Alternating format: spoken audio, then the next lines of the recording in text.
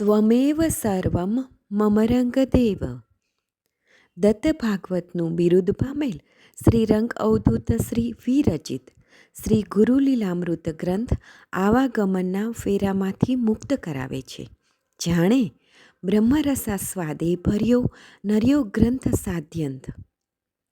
આ વરદ અને ઔપાસનિક ગ્રંથને રંગબાળ શ્રી જગદીશાનંદજીએ સરળ અને સંક્ષિપ્ત ગદ્ય લેખન રૂપે વર્ષના દરેક દિવસ માટે એક પેજ તેમ 364 પેજમાં આ શ્રીરંગ બ્રહ્મરસાસ્વાદનું સર્વને રસપાન કરાવ્યું છે. તે ક્રમમાં દરરોજ શ્રવણ કરીએ. દત્તબાવનીના ગાન પછી આ એક પેજનું પઠન કરવું શ્રેયસ્કર છે. સપ્તાહ 12 શુક્રવાર. નિરંજનને આશ્ચર્ય થયું. તેનાથી તેના મનનો બળાપો શંકા સહન ન થતાં અલગજીને ઢંઢોળ્યા ને તરત જ પૂછ્યું, પ્રભુ, આ ઓછું કંઈક નાનું મગતરું મારવાનું હતું કે એકલો નહુસ લડવા ચાલ્યો? ક્યાં હુંડ દૈત્ય, તેનું લશ્કર ને ક્યાં તેની માયાબી ઝાડ? ક્યાં પેલો હુંડાસુર જે કેટલાય વર્ષોથી કેટલાય યુદ્ધો લડેલો? જ્યાં દેવોને પણ જે પરાજિત કરતો હોય, ત્યાં બિચારો નહુસ તો તદ્દન એકલો ને હજી મોં પર મૂછ પણ ફૂટી નથી. હજી તેનું શરીર પણ હુષ્ટપુષ્ટ કે શસ્ત્રુનો ભાલ ઝીલી શકે તેવું સક્ષમ નથી.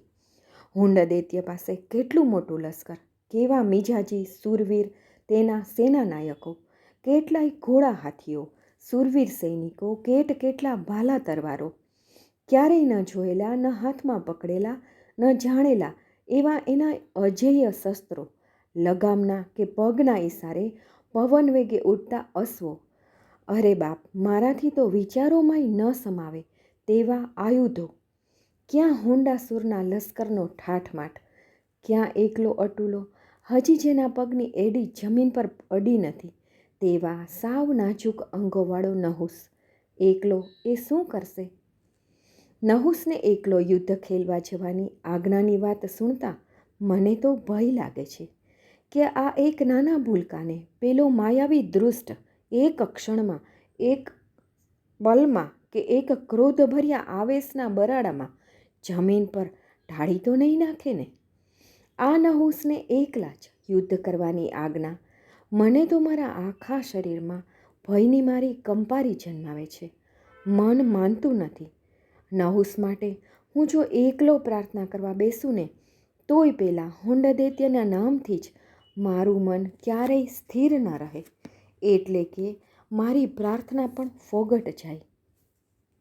અલખજીએ નિરંજનની લાગણીને જોતા હવે નહુસના આત્મબળના, શ્રી દત્તની અહેતુક લીલાના, પિતૃદેવોના અને વસિષ્ઠ જેવા ઋષિના આશીર્વાદની લીલા ટૂંકમાં સમજાવવાની તૈયાર કરવાની સાથે જ વચ્ચે નિરંજન બોલ્યો, હે ગુરુજી, મને મારો ગુસ્સો, મારું અજ્ઞાન માફ કરજો.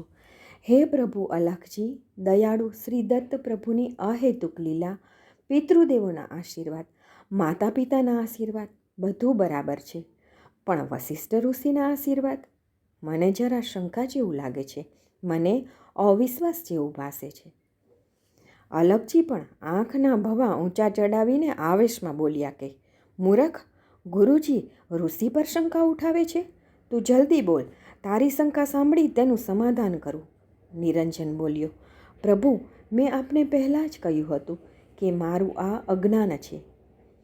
જે પોતાના ઘરમાં જ બેઠો હોય અને બહારનો કોઈ માણસ તેની જીદને કારણે, પૂર્વગ્રહને કારણે કોઈ પેલા સદગૃહસ્થના ઘરમાં જઈને તેની નરી આંખે સામે રહીને જ આખા ઘરને આગ લગાડી સળગાવી દે, એ આગ દ્વારા બધી જ માલ મિલકતને ભસ્મીભૂત કરી નાખે.